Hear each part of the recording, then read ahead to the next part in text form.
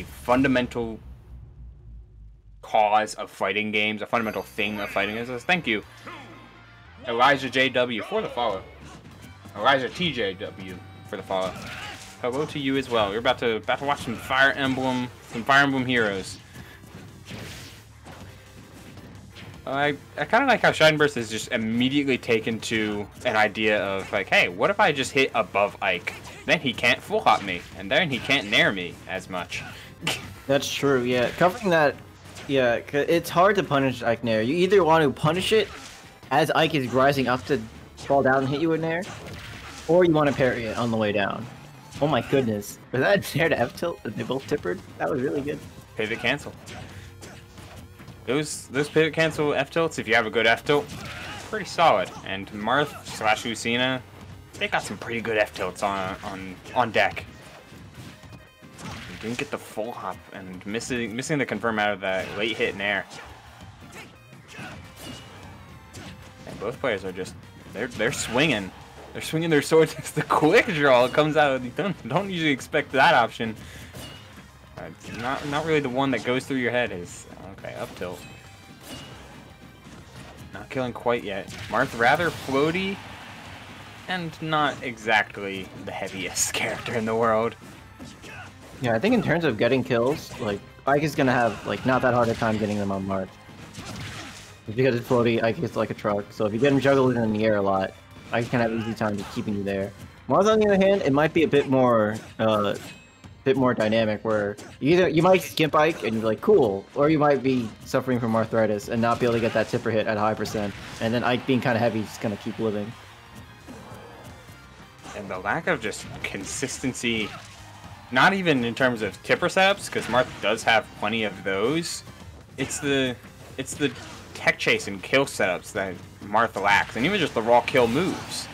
It finally gets a tipper on the F tilt, but losing out on things like Lucina up tilt, or the consistency that down tilt sets up tech chases and won't even send it to tumble, can be quite the struggle, especially when you're playing against Aether. And these quick draws are, like, he's done them a couple times now, so they're not surprising anymore, but they're still quite effective, as is Aether. Rarely see Ike's utilize the B button quite a bit, but good old Taco seems to got it on deck. Oh, okay. Misses the anti-air. The up tilt would have been better just to send him, just because, you know, Ike landed there, but if I could, oh my goodness, the call out with that F smash. Ike died at 81. That's super good for Marth. Oh, and the wave dash back sets up a rather solid string. You know, ShineBurst has been kind of keen on these game 1 comebacks when he needs to be. Alright, just a forward air. Uh-oh. Like the... So, I guess the win condition there is you're hoping he tries to do too much and you can pull him off and drag him down with Aether and like steal a win like that, and you're gonna get countered anyway. Yeah, you know what? I guess I respect it. I mean, yeah, I guess the only way is hope that there's, you know how sometimes Crom Up B can just kind of drag you from center stage? Yeah. He was probably hoping for something like that, but my question is, can Ike grab the ledge backwards like that or no? No, he cannot. Okay, so I thought maybe it was like, you know how Cloud sometimes will up B the wrong way to avoid counters, and it'll still be able to grab ledge? I thought I was going for something like that, but if I can't do that, and yeah, it's probably just a last effort to hope that, you know, Marth runs down there or gets clipped somehow. Yeah, losing your jump to that down tilt kind of just, it sealed his fate. Yeah, at that point, that was a game. And I mean, if it's kind of damned if you do, damned if you don't, because if you wait and Marth down tilts and you're still falling, well, now you just set up for a counter anyway. At least this time you have your double jump, so if the counter doesn't outright kill you, you have a better chance of survival. But it's a hard spot to be put in fight. So I don't want to say history can always repeat itself, but here we are again with ShineBurst coming back into game 1 and taking the win. Then in game 2, he's counterpicked to PS2, and he steamrolls Solar Beam. Doesn't steamroll. He handily beats Solar Beam. Here we are again. Counterpicked to PS2 with about a 50% lead. Deja vu, anyone? Yeah, I mean, Taco has something to say about it. Yeah, it was looking like that a little bit for the beginning, but then Taco got some momentum and now racked up a lot of percentage. Slowly but surely evening up this game.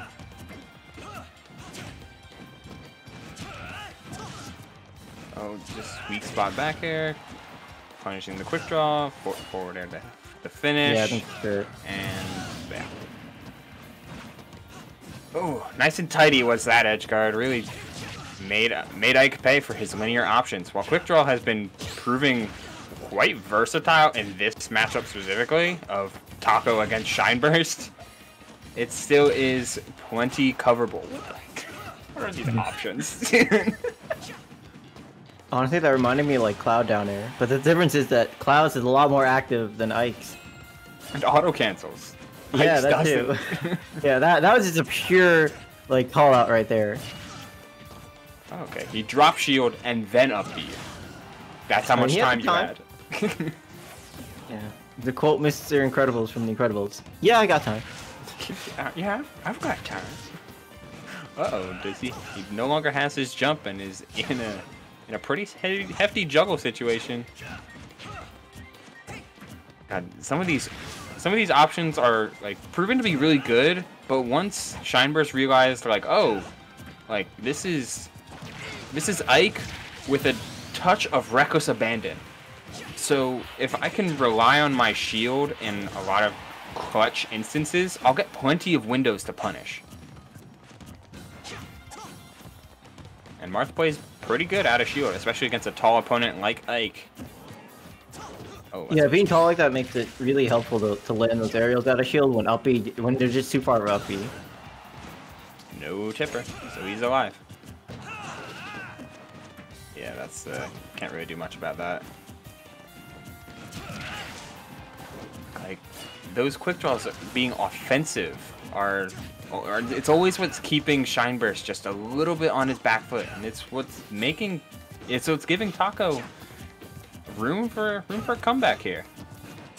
Yeah, I think it's just a good call out if you're thinking Marth's gonna either short hop, which is pretty common, or like maybe dash dance around. Also a pretty common thing Marth will like to do in neutral.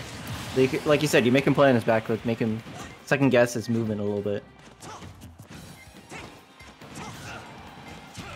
No more jump. He didn't down tilt that. Okay, but he gets the nair anyway. Tipper nair. I think that actually hit Ike before the super armor on his up B like activated.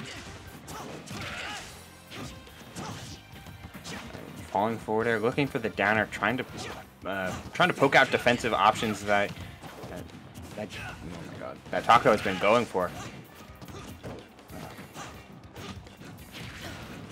Lots of swinging of the swords, but in a sheer sword-to-sword battle, it looks like not only Ike has the advantage, but Taco's been picking his spots super well, calling out these roll-ins. That's twice now. He called out roll-in with F-tilt. Looking for the third.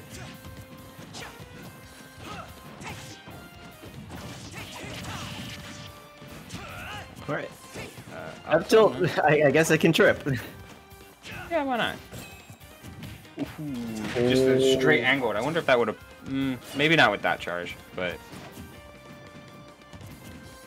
Oh, he's so scared. Yeah. Yeah, ShineBurst was really scared at the ledge. You could tell by the fact that he was just... He just hooked shield. As Taco was just dash dashing like right outside of his range. It's... Okay, so he didn't want to give him the hat trick. Or get caught by get his roll-in caught by F-tilt for the third time. And definitely die from it. He didn't want to jump. This Ike's forward air is much bigger than Marth's. And he didn't want to like do anything too risky. Didn't want to get grabbed. Like he was just it was bad. Analysis paralysis, I think is the best descriptor. He was caught looking at a big man who looked ready to kill him with his sword. Alright, game 3 we go. Yeah, honestly, that's like just Taco was able to strike the fear. strike fear into him, and wasn't ShineBurst just like kind of crumpled there in the corner.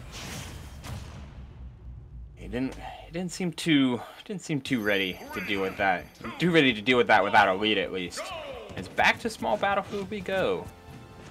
All the biplats. All the biplats as of recently. Ooh, we got armor. 17 to 21? We'll take that trade.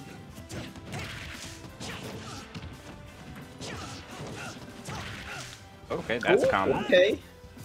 Great tech six on the platform. So going for regular up tilt, went for falling up air, another up air, forward air.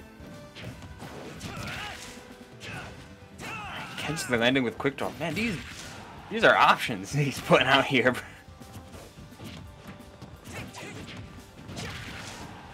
The coverage that by these sorties is so, like, it's so impressive how much they can cover with just a little bit, but playing around it has been proving just as much trouble for both players, Taco and ShineBurst, than each other as he gets the tipper on the down smash.